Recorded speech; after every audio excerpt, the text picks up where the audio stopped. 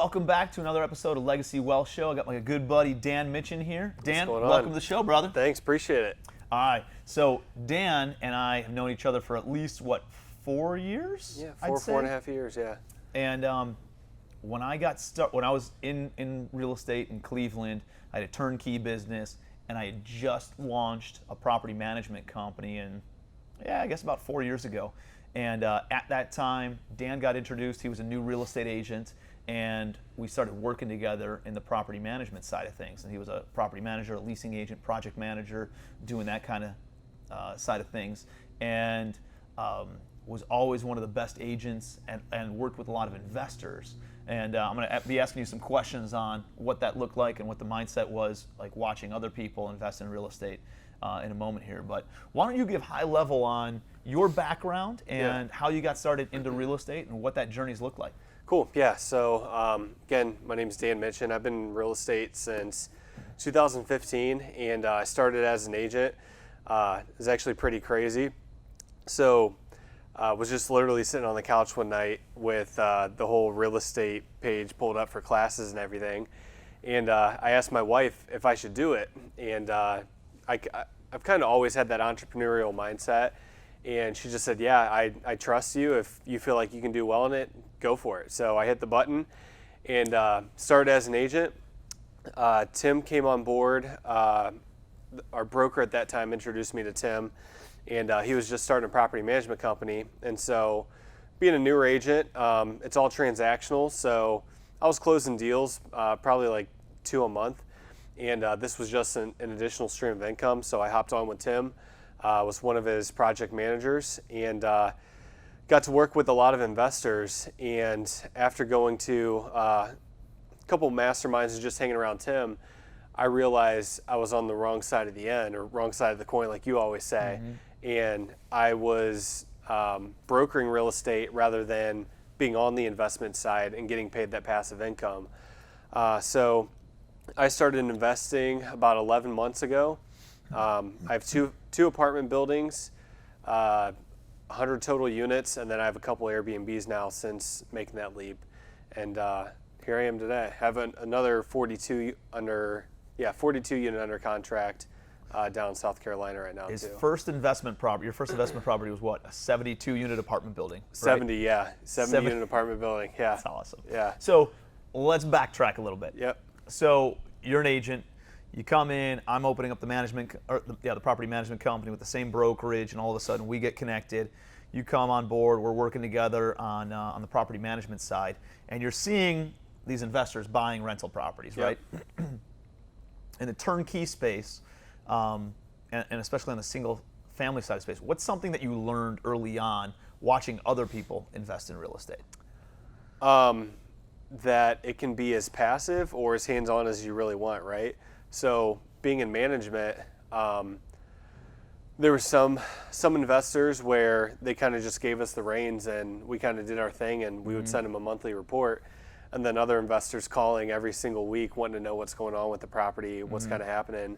But yeah, really, it was a way for me to kind of build long-term wealth. I know you always preach on this as well in Legacy Wealth Show, is how can I leave a legacy for my kids and truly live the life I want to live and be as most passive as possible. Yep. So that's what I learned. And you can't do that when you're transacting real estate, right? Right.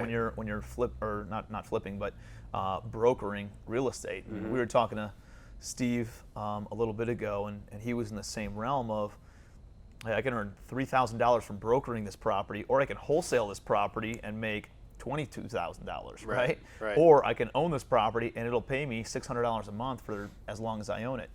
So you go through that.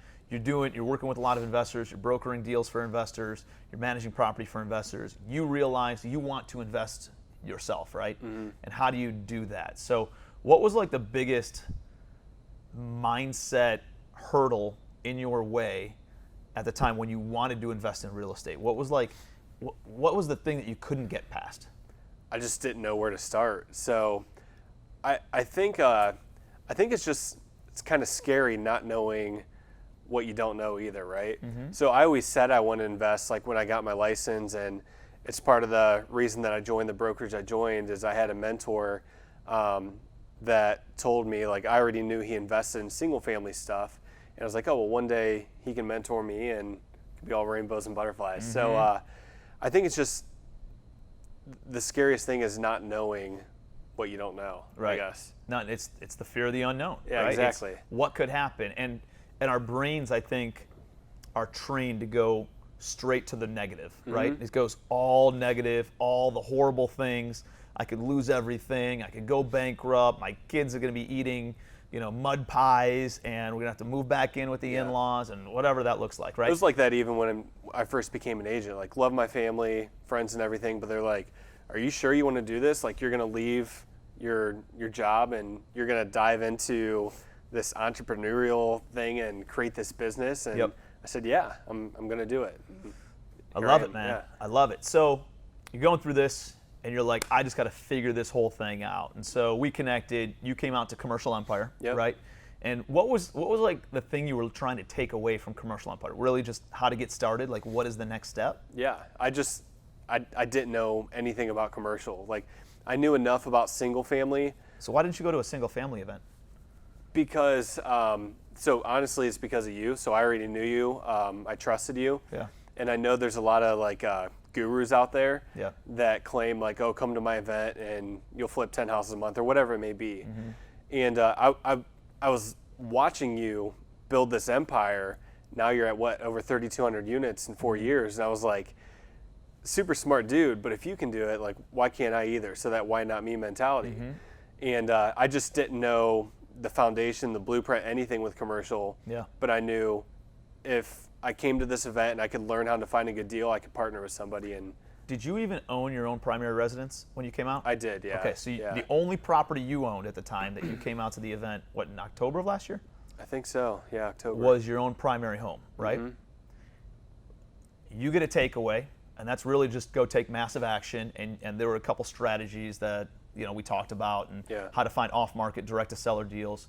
And you go out and you take massive action, right? Yep. And so you start banging out phone calls, you start shooting out emails, you're starting to reach out and looking for opportunities. I'm sure there was a lot of crappy deals that came across, but then this 70 unit comes across your desk, and you're like, I think we could do something with this, right? Yep. And so what did that process look like when you found that? Because you're a partner in that. You have a couple other partners who were able to help sponsor the loan. I'm not a partner in it, but we have some mutual really good friends that are your partner in that. So what did that deal, finding the deal, underwriting the deal, structuring the deal, what did all that look like? Yeah. So I knew how to underwrite the deals because of Commercial Empire. Yep. So the next thing is I just started banging out phone calls like you said. So Craigslist ads. So was calling for rent by owners and super simple script. Hey, I don't actually want to rent your apartment, but I want to buy it. And like I played it off like, yeah, I'm looking at a couple more hundreds for my portfolio over the next couple months, and I didn't own anything but my primary residence. And this guy says, yeah. And I think it started as a 48 unit, and then throughout due diligence, we found out that he had another, I don't know, whatever 70 minus 48 is. 22. Yeah. Like right next door in another parcel, and we just packaged it all together. And I kind of underwrote the deal. I think I set my own LOI on it as well. And then walked through the property with one of my JV partners and kind of took pictures, helped a little bit with due diligence, and then pretty much just told him like, hey, I just want to learn how to do this. Like, just be my mentor and show me how to do all this. Like how to raise private money, what's that look like, rehab, all that good stuff. And that's how I got started. Dan Mitchen just takes massive action, right? He came out as a real estate agent, never owned a property before other than his primary residence, gets educated, finds somebody that he can latch on to, somebody that he trusts in the local marketplace, happened to be me in that situation, came out, got educated on what to do, how to do it, didn't get paralyzed in all the details, right? Didn't have to worry about step 9. He focused on step number 1 and put that plan into action and just took massive action. He picked up the phone, made phone calls, sent out emails, did the activities that stir up results. And by doing that, his first investment property is a 70-unit apartment complex portfolio. It's remarkable, right? He stayed in his lane, did a great job of finding the deal, didn't have to take all the equity, wasn't worried about, who's carving up what and all that kind of stuff. He said, hey, I need to learn. Went out, found a deal, brought it to somebody he could partner up with, and has equity in a 70-unit apartment building. His first deal in less than 6 months of coming out and getting educated. Are you actively doing anything with the building now? No, So you're pretty it's passive. pretty much like I wholesaled it, but instead of collecting a fee, it was You took a wholesale equity versus commission or a wholesale fee. yeah, and That's learn awesome, man. and kind of learn as I go. That's awesome. Yeah. I love it. So that was the first deal. Next deal was another 20-some deal? 20-some unit? 30 unit. Yeah, 30 unit? 30. So that one came from, I don't think that one was from Craigslist. That one, I found a way to find like the managing member of an LLC. Like most of the time, if you look it up on the business search or whatever, it's the registered agent. But I actually took this away from Commercial Empire too, is I found out who actually signed on the loan. And so that's the person I want to call. So look up a property, I see it's in an LLC, I look up the LLC, find out who signed on the loan, and then called her up directly. And this situation, it was all about timing. She really backed herself into a corner and absolutely had to sell, and it was just perfect timing. Wow. So that's where that 30 came Did you get a from. good deal on it? Yeah, we got a smoking deal. Stabilized value is going to be probably just north of 1.8, and we're going to be all in for like 950. It's awesome too. Yeah, That's so awesome. pretty solid. It's amazing. So what's on the agenda from the next, let's say, 2 to 5 years? What's your goal over the course of the next few years here in order to put you where you want to be? Yeah, so I started digging into Airbnbs as well. So 1 year goals for Airbnbs is to have 20, and then the apartment stuff. 20 units? 20 units, yeah. And Do you then care if it's a single family or an apartment or a small multi? 20 properties, yeah, it doesn't matter. Airbnbs, a little bit more different. It just depends on where it is, location, and all that good stuff. And then 1 year goals for apartments. So this time next year, I want to have 500 units. And then 5 year goals, I honestly don't know. I should probably think about that. But Well, it's one of those things. Goals are always changing, right? And Yeah. as you have some success in business, you're like, I think a lot of times success breeds more success. It breeds more confidence, Yeah. which then breeds more success. And then you go down, a positive spiral of having more and more momentum and more of the snowball effect, this compound effect that occurs. And it's pretty exciting to see. Like I go back and I look at my goals from, however long ago. I remember my goals my senior year of college. This is a quick side note. I was looking at my New Year's resolutions senior year of college in 2007. One of my goals was reduce my binge drinking to 4 nights per week. 4 nights. 4 nights. I reduce binge drinking to 4 nights per week. And my goals are significantly different today, Yeah. right? Like 12 years later, they're very different. And even my goals of a year ago and 2 years ago of what I wanted to accomplish are very different than what they are today. Because you realize that once you build up a little bit of momentum, we all overestimate what we can do in maybe 12 months, but we grossly underestimate what can be done in 3, 4, 5 years. Oh, yeah. As you mentioned, I built my current portfolio just over the past 48 months, but I was also priming the pump on real estate for the 7 years prior to that, and being really bad at real estate and going through the learning curves and paying my dues and figuring this whole thing out. Built up a nice little portfolio, had a partnership that we had to liquidate everything, and I had to restart essentially 4 years ago. Yeah. But because we had the foundation of knowledge, right, I was able to go ahead and build that up. So tell me a little bit about the education process of like plugging into Masterminds. So my event is cool, you mentioned that, but that's more of like a training event versus a mastermind, which is a bunch of entrepreneurs sitting in a circle and exchanging ideas and strategies in order to overcome the struggles that they're facing right then and there in business. Yeah. Has that been helpful for you as well? Oh, for sure. Like my biggest takeaway from those masterminds is you feel like you're the only one with this specific problem. And then I think the first mastermind I went to, I was one of the last ones to go.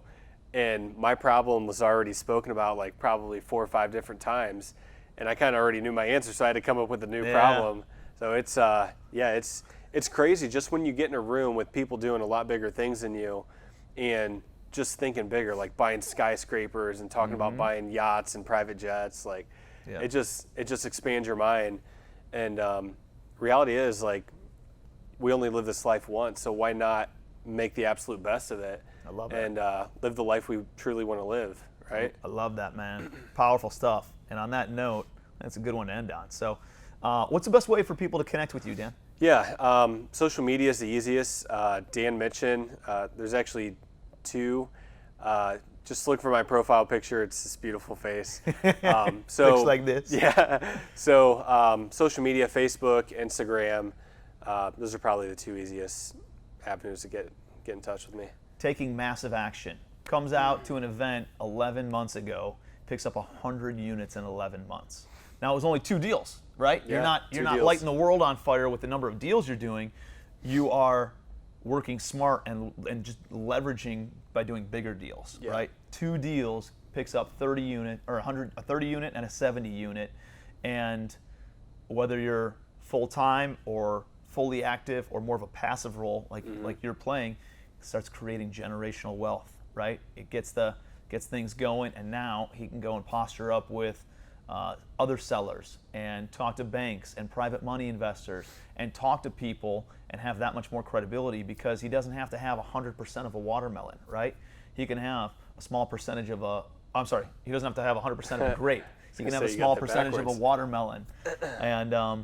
And guess what? A small percentage of watermelon's just as big, if not bigger, than 100% of a grape, and gives him enough momentum in order to keep on going and continue building his business. So, Dan, appreciate you being here, dude. Appreciate Thank you Thanks. so much. Hope that was a ton of help. I appreciate you guys, and if there's anything that I can do, reach out to me. Until next time, we'll see you on the Legacy Wealth Show.